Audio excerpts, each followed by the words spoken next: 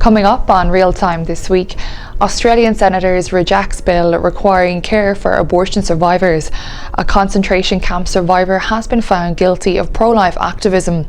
1 in 4 babies are born alive following abortions, a new study finds. A tiny premature baby beats the odds and is now thriving. 31 Queensland senators have voted to deny palliative care to abortion survivors. Queensland senators voted 31 to 18 against a measure that would have ensured that abortion survivors are provided with medical care rather than being left to die. A state parliamentary inquiry regarding the proposed legislation had recently heard from a tearful midwife, Louise Adsett, who recalled seeing abortion survivors left alone to die. The midwife described how she had seen babies born alive after failed abortions, gasping for air and moving in an attempt to fight for their life.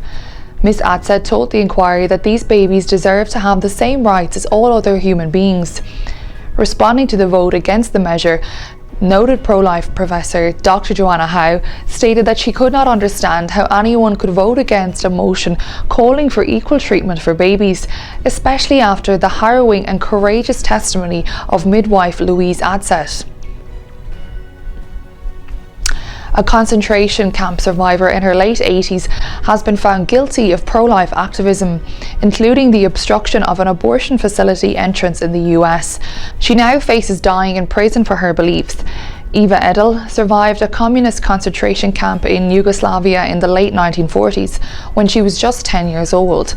She later fled to the United States with her family. Eva went on to become a pro-life activist, dedicating herself to helping women outside abortion facilities. However, on August the 20th, Eva and 6 other pro-lifers were found guilty by a Michigan jury for obstructing the entrance to an abortion facility. Eva, now aged 89, could receive a jail term of up to 10 years and faces the prospect of dying in prison. 1 in 4 babies are born alive following abortions at 23 weeks gestation. The study, published in the American Journal of Obstetrics and Gynecology, examined over 13,000 abortions from 15 to 29 weeks in Canada. The authors examined the prevalence of live births following abortion attempts in the second trimester. The most shocking finding was that 1 in 4 babies aborted at 23 weeks were born alive after failed abortion attempts.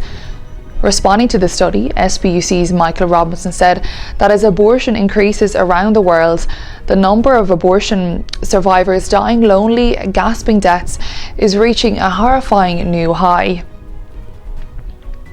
And finally, a tiny premature baby who was born weighing less than a loaf of bread has beaten the odds and is now thriving. Baby Sharvie Matthews weighed just 14 ounces after being born more than 3 months prematurely at just 22 weeks old.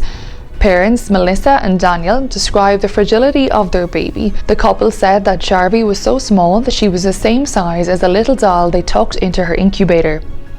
Doctors gave baby Sharvie a slim 10% chance of survival. However, following specialist care and multiple blood transfusions, little Sharvie defied the doctors' expectations. She can now breathe on her own and drink from a bottle.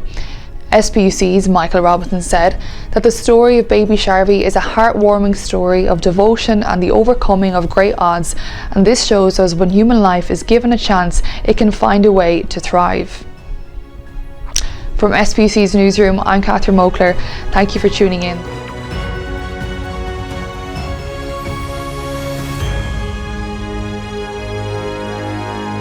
If you enjoy our content, please like, share and subscribe.